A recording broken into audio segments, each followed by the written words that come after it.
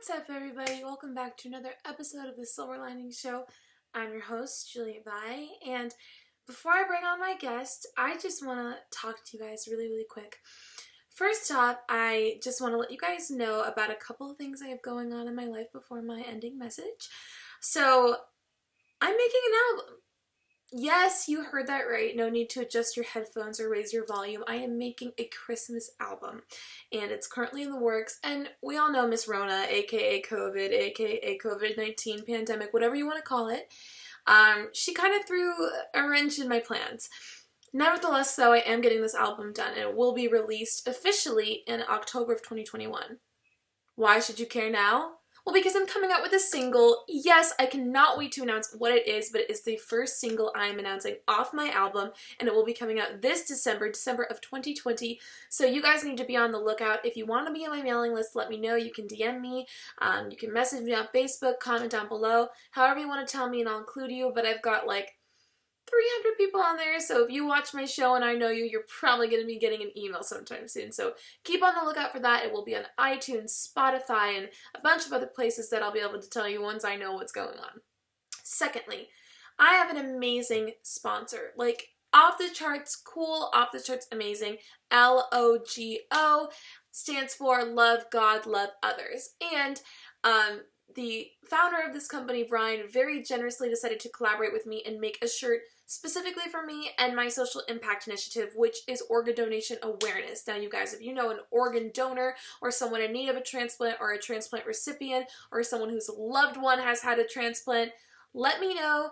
I will send them the link to this amazing shirt, or if you want to rock one, go ahead. It says, Love God, Love Others, be a donor. I'll link it down below. It is the cutest shirt ever. They are so well made, so comfy, and this company pretty much makes a shirt for everything. They have Love God, Love Others, like eat a burger, Love God, Love Others, go to the gym, Love God, Love Others, drive a Jeep. So if you love something and you want a shirt of it, I can probably guarantee you will be on there. Although we're working on Love God, Love Others, Love Juliet Vi. Just kidding. Although that would be a really good shirt.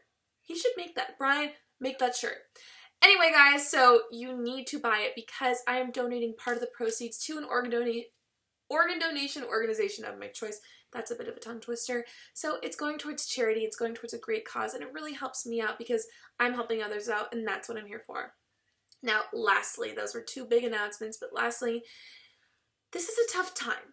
It's a really killer time right now, and not killer in a good way, not like rock and roll killer awesomeness. It's kind of like 2020 has hit us really hard lately. We've gone through a lot of losses, a crazy pandemic, tons of things. I think there could be like a list of like 20 something things now. 20 things for 2020. How sweet. The election has kind of been insane.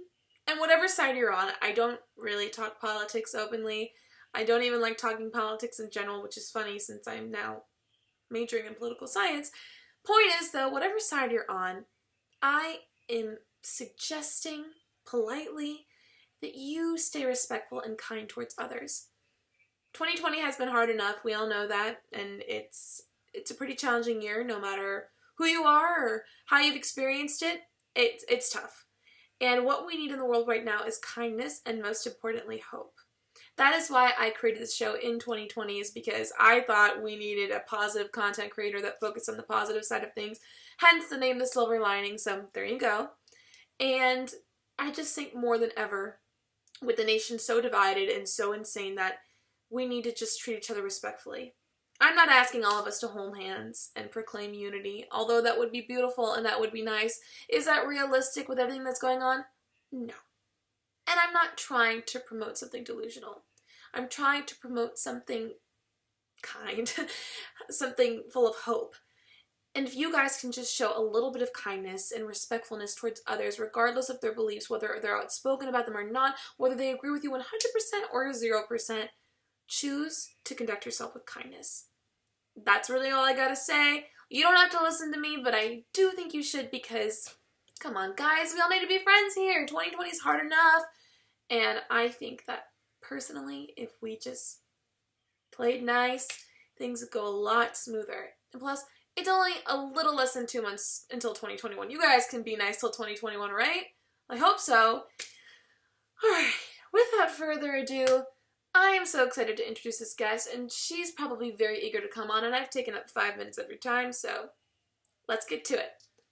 I love you guys. Thanks for watching. Hi everybody, welcome back to The Silver Lining. I'm your host, Juliet by Miss South Florida Fair 2020, and I'm so excited because I have an amazing guest here, and she is kind, she is accomplished, and she is just overall a great person and a great candidate. Please welcome Miss Wisconsin 2019, Alyssa Bohm. Hi! Hi, I'm so excited to be here. Thank you for having me. thank you for coming. I actually almost never film at night, so it looks like a party, which is appropriate because we have an amazing guest and she loves the lights and she loves the llama, so she can stay. She passes the Yes, I absolutely love it. Okay, so I'm ready to ask you all the questions I wrote for you if you're ready. Perfect. Let's go for it. Okay, so my first question is when and how you first got involved with the Miss America organization, and what do you believe you learned along the way that led you to your Miss Wisconsin win? I started competing in the Miss America organization when I was 18 years old. I went to school with a former Miss Wisconsin who at the time was a classmate of mine, and she was the current Miss Racine, which is the city that I'm from, is Racine, Wisconsin. And she said, Alyssa, you would be great for this. I think you should do it. You're so outgoing. You're involved in the community. And I never really thought that I would ever do a pageant because I never competed in one. I never even watched Miss America before that time, but I decided to do it. And in my first year of college was when I competed in my first local, which was Miss Racine. And I did not win. I had no idea what I was doing. I decided to sing for my talent, which I've never sang before in my entire life, but I had a great time. I absolutely loved it. It was an awesome experience. Most importantly, I was able to get out into my community and I was able to already impact people with an initiative that I cared about, which mine is all about people with disabilities, which stems from my Aunt Cindy, who has an intellectual disability. So I fell in love with the community service aspect of it, really, was where I wanted to continue to grow in the program. And I really think that the reason I've been so successful in the program and ultimately becoming Miss Wisconsin is because I never gave up. I have competed in over 18 locals. I have held 4 local titles. I've lost many different times. And I think it's just a testament of if you are truly passionate and if you work hard, that anything is really possible. Absolutely, that is incredibly inspiring to hear. I commend you for being open about that because I think many times I've lost locals myself, and many times girls are ashamed to own up to that. But you are open. I've lost 18 locals, and I've won 4, and that's a pretty outstanding ratio for someone that's now a successful state title holder. So you obviously overcame those losses and came back with persistence, and that's incredibly inspiring. Thanks. Yeah, I mean, I learned so much when I lost. I feel that you learn a lot when you lose, and I was able to grow from those experiences. I would not be the title holder that I am, I would not be the professional, or I would not be the person that I am if I wouldn't have had those experiences of losing and gaining so much more from it. Absolutely. So you mentioned that you served 4 local titles and now you're on your 5th one as a state title holder. So how do you think all those years of service with the Miss America organization have helped change you as a person and have helped change your community? Oh gosh, well, if we have enough time. Since I've been in the organization for quite a while and I've experienced a lot of different titles, whether they were open titles within Wisconsin or if they were a closed title like my hometown city in Racine, Wisconsin, I have been able to gain so much networking opportunities. I've been able to gain a lot of personal skills, such as going into an interview, being able to present into large crowds without any hesitation. It's helped me in my career now as a teacher. I am able to network with so many more people because of the experiences I've had as a local title holder and now a year under my belt as a state title holder with my social impact initiative, which is something that I do every single day. But I really feel that any opportunity that you have within the organization is going to give you another opportunity to grow and to develop the person that you're going to become. Absolutely. I think that every girl I've interviewed, especially your class, which has been so heavily impacted by the organization, not only just as candidates hoping to win state titles, but now you guys are dealing with a very unique year, and I'm sure that's shaped you all. You guys are serving 2 years. Most of you are, which is a very unique situation, and you all are handling it so well. So that's why I love interviewing your classes, because you guys have had an experience quite like any other. Yeah. Would I ever think that I would be Miss Wisconsin for 2 years? No, never in my wildest dreams, let alone becoming Miss Wisconsin and achieving that goal, would I ever think that I would be holding this title for 2 years, especially through a pandemic. But I think my buzzword for these 2 years has been adaptable, is that you have to be adaptable, whether you're dealing with a pandemic or not. You have to be adaptable to change and be ready to be able to stay on your feet and be able to be positive and give that light to other people. And I truly feel that our class has done that, and that I've been able to do that for my class at the state level too. I absolutely agree. And before I move on, I just want to ask, how are you guys doing with the pandemic in Wisconsin? Are you guys like still doing mask mandates every time you go out, or what phase are you guys in? We still have a statewide mask mandate that if you are inside, you need to be wearing a mask, or if you cannot social distance outside or be 6 feet apart from each other, you need to be wearing a mask. Our school districts, it's really up to them if they want to bring kids back into school based off of COVID cases that are in the counties. The school district that I work for, we are fully virtual, so I teach remotely. It's a very different experience for the teachers, for the kids, for the parents, but we are making it work. So you're on Zoom pretty much all the time. So this is like not a new thing for you. You're on Zoom all day. I'm kind of a professional now at Google Meet / Zooms. I think I have the technology down as much as I can say I have it down, but technology isn't always our friend. So there are moments where it doesn't want to help us, but I am very, very grateful that I am able to still educate my kids. Absolutely. And now going on to your education, you graduated from the University of Wisconsin-Whitewater in 2018 with a Bachelor's of Science degree in education. You are also now currently working as a teacher, as you've mentioned, and you plan to pursue a master's degree in education administration, which is amazing.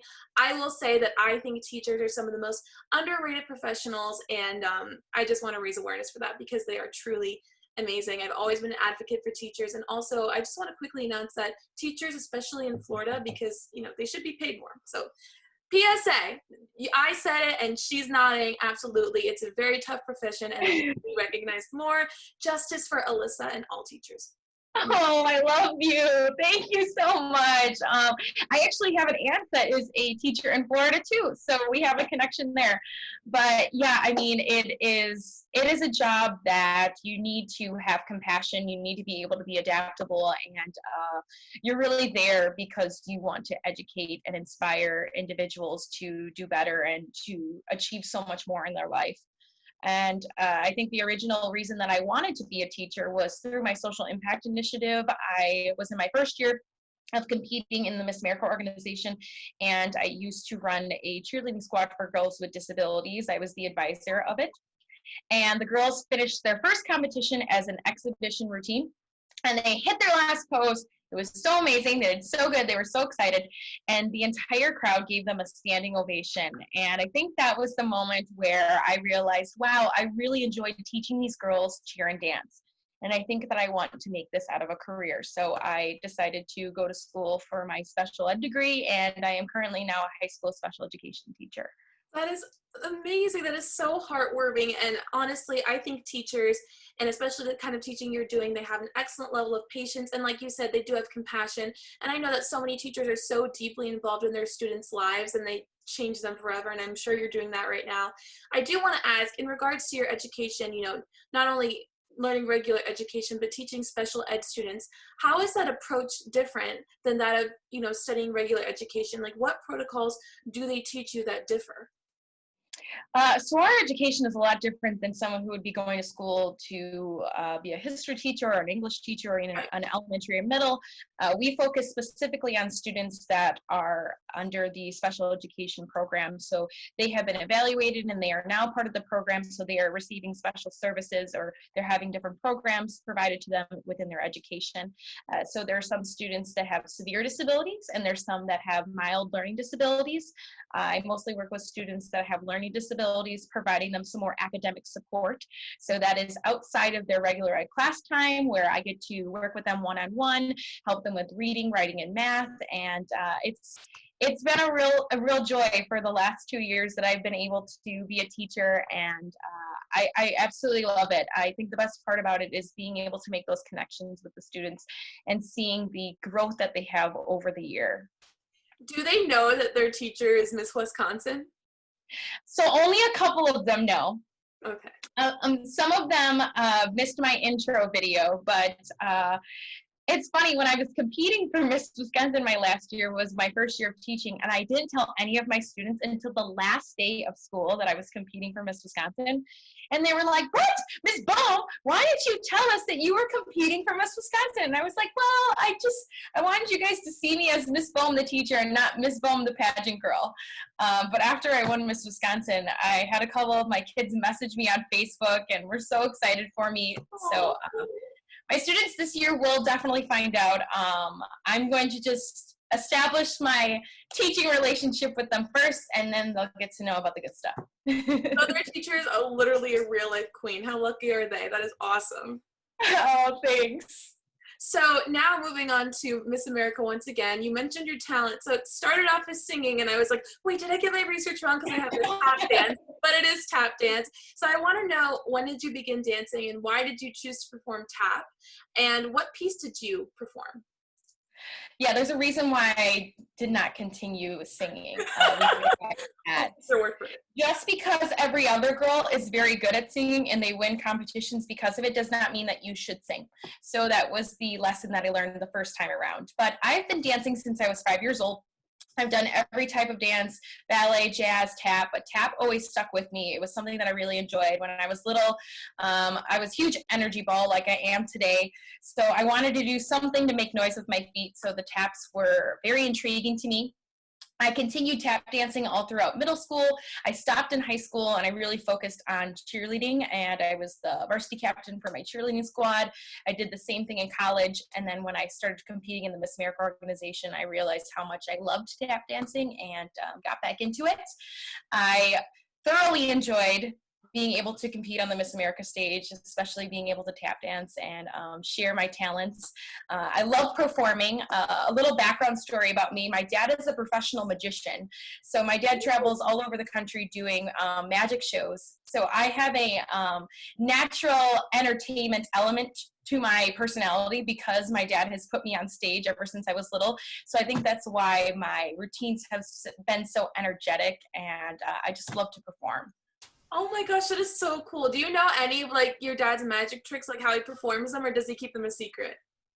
I know majority of them, but I will tell you, ever since I was born, I was sworn a secrecy, so I can never tell any of the secrets. Understood. I would have read the headline, Alyssa Bohm exposes the entire field of magicians. No, but that is so cool. I can definitely see you as a performer. You have that like performance energy, which we love. We have a lot of energy in this Zoom call, guys. So now moving on to your big win. I want to know what it was like when you found out you were crowned Miss Wisconsin. What was that moment like? And what were the moments like leading up to that? What was competing in the pageant itself like? Well, competing at Miss Wisconsin is always such a great time. We have our state competition in Oshkosh, Wisconsin, and it has been held there for many, many, many years. So just even driving through Oshkosh, Wisconsin on a regular day gives you those butterflies in your stomach because you know so many women have been able to achieve a special dream and a goal in that city. So being able to go there for my last time, my last year of eligibility, I went there with a full heart and fully ready to just let them know who I am. I had nothing to lose. That's the way I looked at it. I had nothing to lose. I worked really, really hard to get where I was, and I was hoping that the judges were going to see that and they were going to fall in love with me, and they did. And it worked out. And that in that moment, I think I was in this alter universe a little bit where I'm holding her name was Maddie Adix, and I'm holding her hand, and I don't even think I realized that I was one of the last two people there. And then when they called the first runner up, I did have a blackout moment where I believed that this was a dream and that I was going to wake up and I would be at home in my bed and I would not be Miss Wisconsin. But it really, really was it was a dream come true, and it was a goal that I always wanted to achieve. And I worked really, really hard to get to that moment. So it was very, very surreal. I absolutely enjoyed every moment of my experience at Miss Wisconsin this last year. So your perseverance surely paid off, is what it looks like. Yes, it definitely did. And like I said before, don't give up. No matter what people tell you, I've had my own parents. I've had people say, why do you keep doing it? Why do you keep going back? Especially after I graduated and I got my full-time career, they said, well, you're now graduated. You're not living your adult life. Like, what purpose does being Miss Wisconsin give you? And to me, it gives me a sense of being able to impact more people about the things that I'm passionate about, which is my social impact initiative. And I live it and breathe it every single day. And I wanted to be able to do that on a larger scale, which the Miss Wisconsin job was going to give me that opportunity. And I knew how many past Miss Wisconsins had such a great experience being a title holder. It's so special to me that your social impact initiative is literally your career. I mean, of course, every girl who participates in the system has to have a social impact initiative that is connected to her and special to her, that's clear. I'm very passionate about mine, but it's not what I do every single day. Of course, I'll advocate for it, but it's not my career. It's just so special that it's what you do every day of your life. You've dedicated your career path to this. So it is your calling. I can tell when you talk about it. You light up when you talk about your students. It's clearly something that's special to you. And you mentioned your aunt also lives with a disability, so it's familial as well. Yes, she is a huge inspiration for what I do with my social impact initiative, which is embracing special needs, building inclusive communities. And when I was growing up, my Aunt Cindy lived with relatives that did not see her full potential and did not give her the opportunities to be able to be successful on her own independently. And I really saw her struggle mentally, behaviorally, many different aspects of her life. But then she was given opportunities to work with nonprofit organizations like Special Olympics and Goodwill Industries. And she completely changed. And it inspired me to want to do that for my social impact initiative and really make a change for other people with disabilities. That is incredible. I think that you have chosen an amazing career and you are clearly just so invested in it, which makes me so happy to see. And again, I didn't really address this in the beginning of your answer, but the Miss Wisconsin title was well deserved. So now I want to ask about your Miss America experience. I want to know what that was like. You guys had a change of scenery this year being in Connecticut. And I also know that things just ran a little bit differently before the pageant. And well, during the pageant was a very different setup. So I want to know about your whole experience and tell me all about it. Well, yes, it was very different thinking about going to Miss America in December because we are so used to watching Miss America on TV in September. Right. A little colder than September weather, but a new location at the Mohegan Sun in Connecticut, which was beautiful. They took care of us. It was a really, really great experience. I mean, I think when you're at that moment where you are now competing at the national level for the job of a lifetime of being Miss America is the dream job.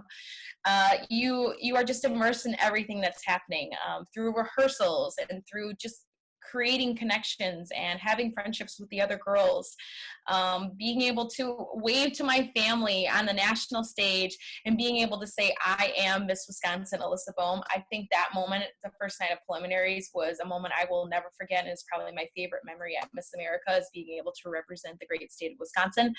But I really did have a blast, even though things were different than the traditional Miss America competition.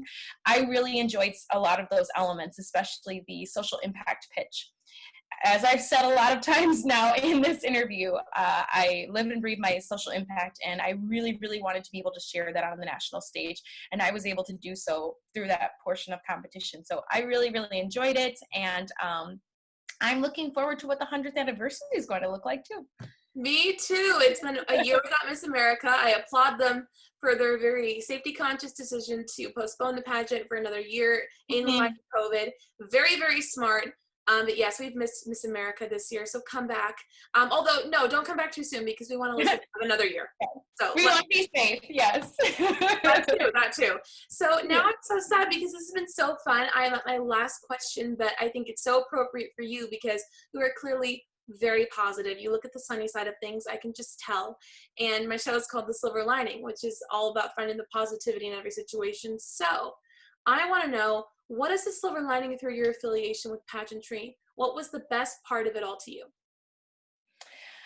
I was thinking about this question, and there's so many things that I would love to say that are the silver lining, because so many people say that pageants are irrelevant and that we should get away from them. But I think about that I would not be the person I am today without being a part of the Miss America organization. And if I could pick one aspect of that, it would be that every single girl that is a part of the Miss America organization is doing things out in their community that are going to impact people. So the impact that you are able to make on individuals is real. And that is what this organization is about. And it is what I have been able to do as a local title holder and now as the state title holder, especially with my social impact initiative. I am able to reach so many more individuals with disabilities. I'm on the board of directors for Special Olympics of Wisconsin, and that wouldn't be, and it wouldn't have been possible if I wouldn't have started in the organization and realized the opportunities I would have had to expand my initiative. And just being able to listen to people's stories when you're out in public and being able to impact their lives in such a small way, you're never going to miss those memories. And that's truly what this organization is about, is making an impact on others. Well, let me just say, I mean, that's pretty incredible, the organizations you're affiliated with through your title as Miss Wisconsin and your platform. Special Olympics Wisconsin, that's a huge organization. So that is pretty incredible that even after, you know, your finishes as Miss Wisconsin times two, you're going to be involved with organizations like that because of the opportunities they provided you. I also want to say that you mentioned that people will say pageants are irrelevant, and you're right, but I think it's candidates like you who are educated and smart and passionate about what they preach, and you know, are advocates and raising awareness for important causes. You guys are what make pageants relevant and what make people want to pay attention and want to be a part of them and inspired by. And you've inspired me. You are an amazing candidate, an amazing state title holder rather, and just an amazing person. And I'm really happy I got to interview you. Oh, you are so sweet. You are so inspiring by giving us this opportunity and this platform to be able to speak. And you are doing such great things in the state of Florida. And I seriously wish you all the best. And I hope that I see you on that Miss America stage, because your passion for this organization is astounding. Girl, watch Miss Florida live stream it. If you can't make it to Florida, I live would, stream it. you know what I will say, the one beautiful thing about virtual world is that we will probably be able to live stream more competitions than ever before this year. So I will definitely be watching Miss Florida. You guys know who she'll be rooting for. Kidding, she'll be rooting for everyone, but everyone, yes, exactly. Especially me and my llama friend. Alyssa, you are awesome. And guys, just make sure you appreciate your teachers. Give your teacher a hug, or actually don't, because social distance, but give her a virtual hug or a clap on Zoom. Just encourage them. They're doing hard work, and over Zoom is not easy. I'm sure you're zoomed out.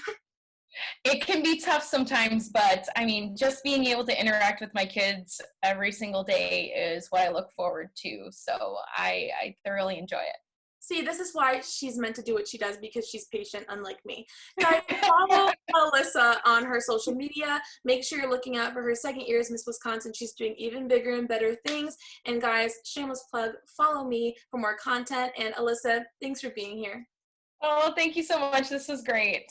Bye. Bye.